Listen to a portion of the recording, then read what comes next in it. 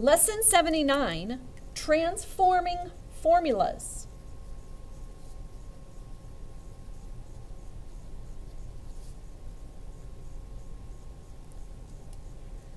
Here's a formula that we all know. Distance equals rate times time.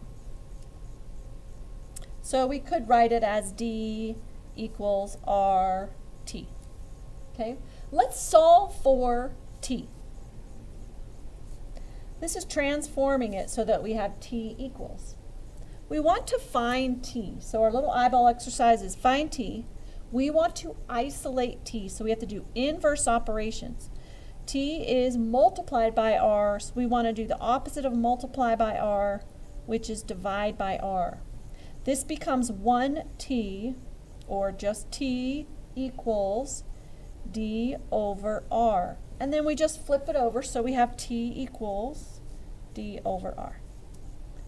So what we did was we isolate T right here, and then we did the symmetric property of equality.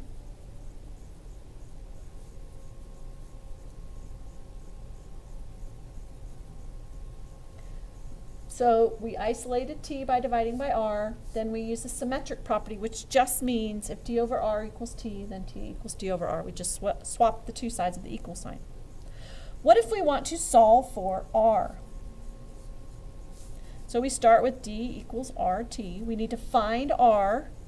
There it is. It's being multiplied by T, so we're going to divide by T, the inverse. So we isolate R, we get 1R equals D divided by T, and then we use the symmetric properties to say R equals distance divided by time. Here's another one. Given C equals pi times D. You guys know this as a circumference. What if we want to solve for D? We find D. It's being multiplied by pi, so we want to do the inverse of times pi, which is divide by pi. This becomes 1D, so C divided by pi equals D. And then we can use the symmetric property, and D equals circumference divided by pi. Here's another one. Solve for R. So A equals pi times radius squared. You all know this is the area of a circle. We're solving for R.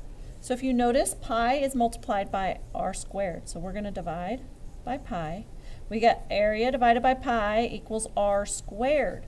We don't want R squared, we want R. So we're going to take the square root of both sides. So the square root of A divided by pi equals the square root of R squared, which is just R.